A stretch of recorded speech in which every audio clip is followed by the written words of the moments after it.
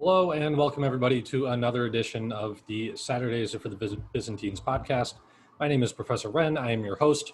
And today we're actually going to backtrack just a little bit. I realized that in the last lecture we did, in the first lecture in my return, which I definitely recommend you all go watch, I skipped over an important event here in Byzantine history, which is the Battle of Manzikert, which we definitely need to cover to go forward. It's a pivotal, excuse me, a pivotal moment here in Byzantine history, and so we're going to do a quick lecture on it this week. It's not going to be a super long one.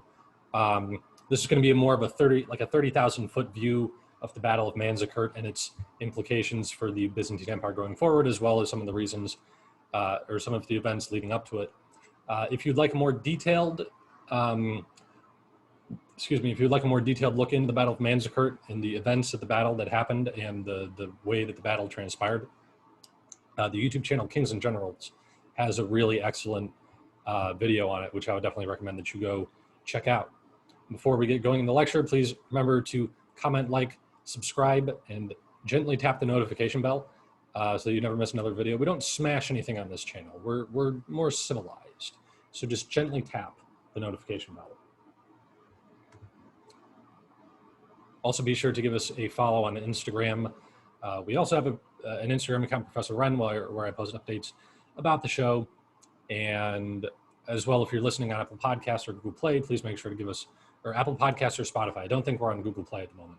But if you're listening on either of those two sites, either of those two podcast platforms, please make sure to give us a follow there as well. Sorry about that. So, the Battle of Manzikert occurred in the year 701. The combatants were obviously the Byzantine Empire, as well as the Seljuk or Seljuk, I tend to say Seljuk, Turks. The Seljuk Turks were another Central Asian Turkic people. This group approaches the Byzantine Empire not from the north, not from the Eurasian steppe, but from the east. They were initially came out of the Central Asian steppe into what is now Armenia. They served under the Khwarezmian Empire, which at this point in time was still a power player there in Armenia. Later on in the next century, they're going to get absolutely walloped by Genghis Khan and the Mongols. It was a very interesting story, the battle or the campaign of the Mongols against the Khwarezmian Empire. But it's during the time when the Seljuks are serving as mercenaries, or maybe you could even say auxiliaries in the Khwarezmian army. It's at this point in time they convert to Sunni Islam. And eventually they progress further and further west throughout the Middle East. There's conflicts between them and the Khwarezmians that cause them to move further west. I believe Kings and Generals has also done a series on the origins of the Seljuk people. And so if you want to go check that out as well for a bit more, a dive in more detail about that, certainly would recommend. And they move further and further, the Seljuks move further and further west until they come in contact with the Byzantines. And they actually overtake in many places in the Middle East the Arabs as the ruling class, the ruling elite, which is going to become especially important moving on to the Crusades, because it's going to be in the Crusades that during the time when the Muslims are when the Arab Muslims are in control in the Middle East and the Levant and the Holy Land, relationships between the Muslims and the Christians are still tense, but you don't see the kind of hostilities between the Christians and the Muslims that you see, or the Arab Muslims, I should say. They still allow Christians to go on pilgrimages to the Holy Land unmolested and that sort of thing. When the Seljuk Turks come in, it's a bit of a different story. They're a bit more aggressive. They're a bit more authoritarian in these regards. And so that's going to lead to some of the justifications for the First Crusade.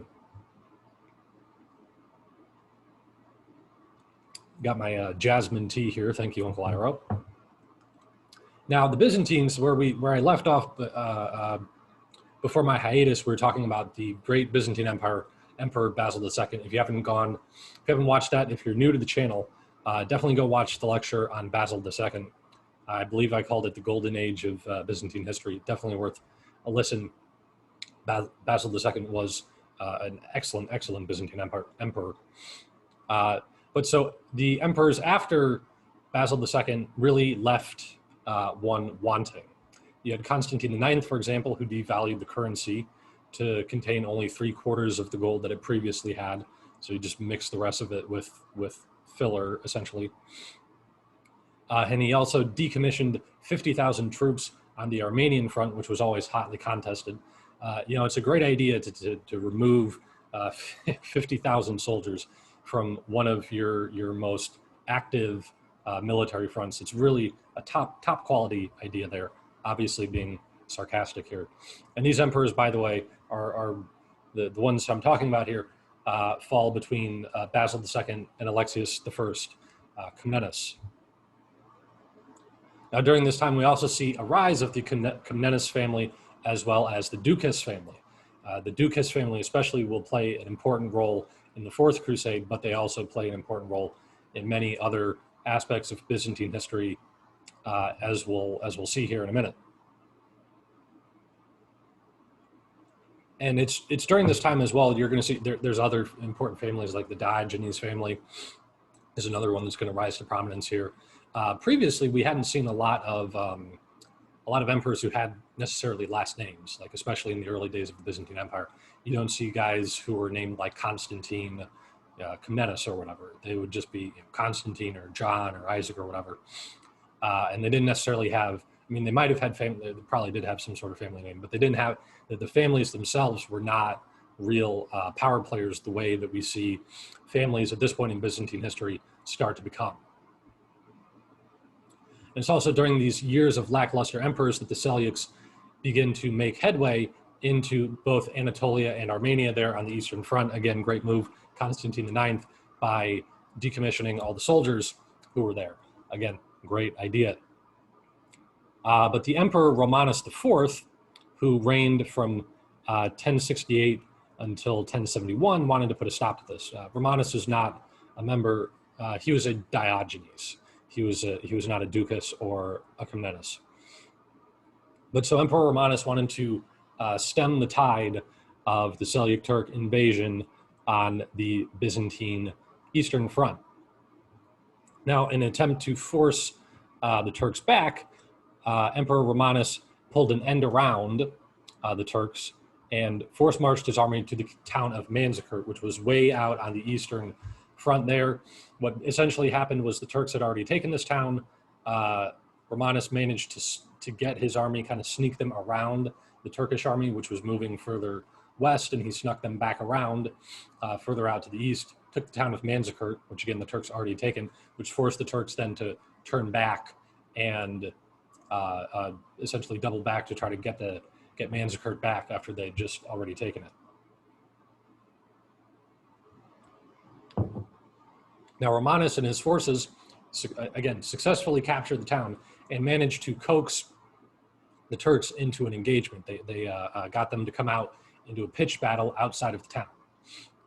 Now, initially, the Byzantines had the upper hand in the fight until a rumor spread that Emperor Romanus died in battle, which broke the morale of the Byzantine troops and caused mass rout.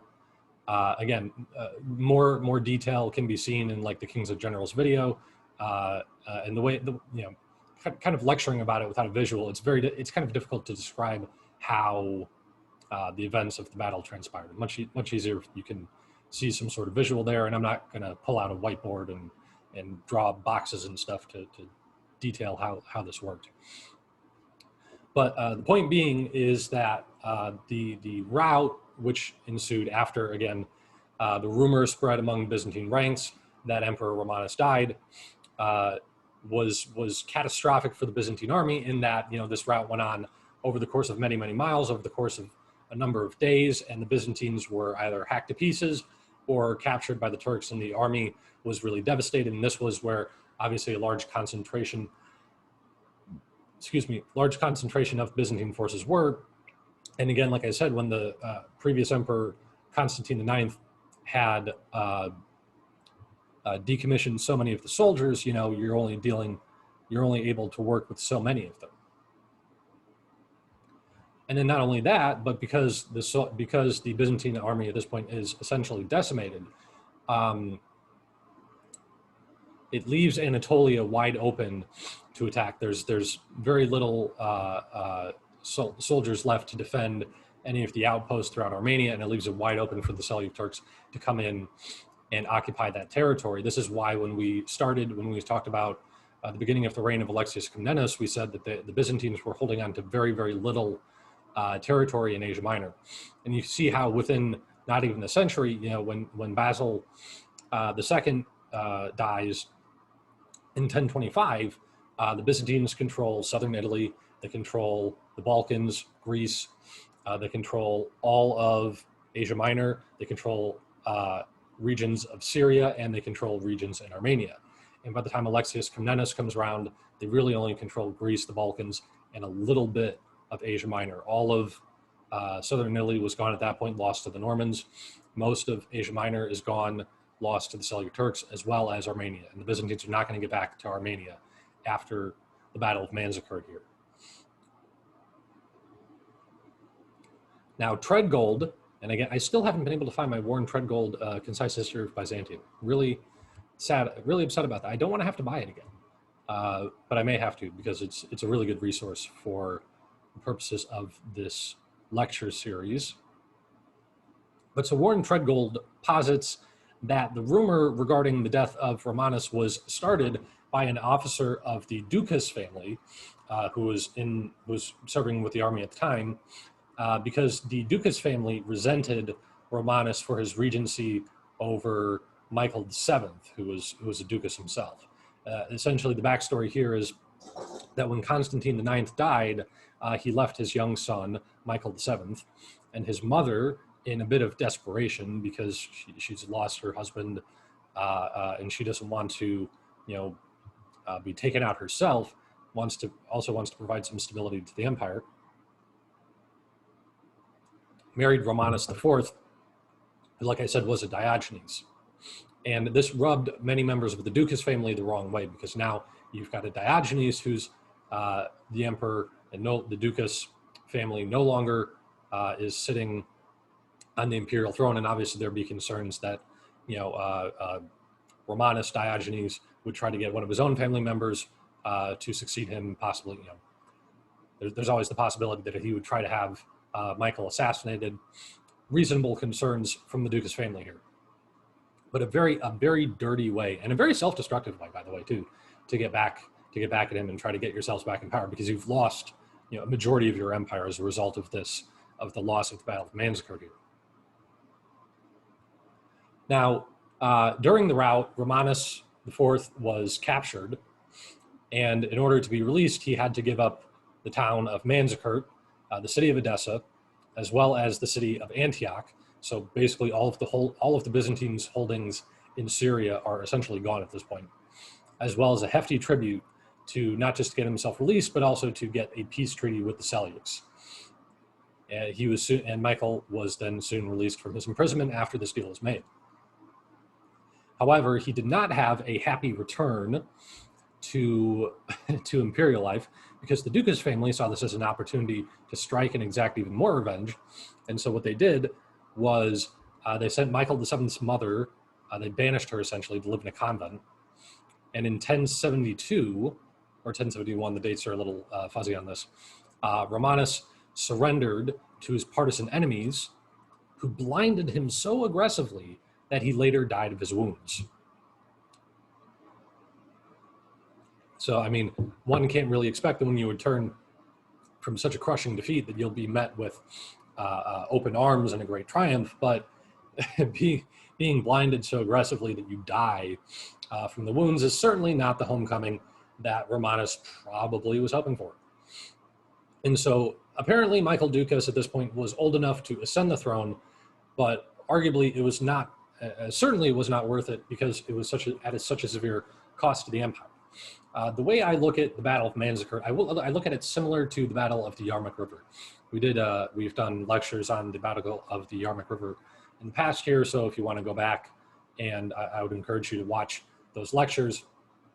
But essentially, just to briefly recap, the Battle of the Yarmouk River at the Battle of the Yarmouk River between the Byzantines and the Arabs, it was a crushing defeat to the point where the Byzantine Empire was not able to defend Syria, Palestine, and Egypt.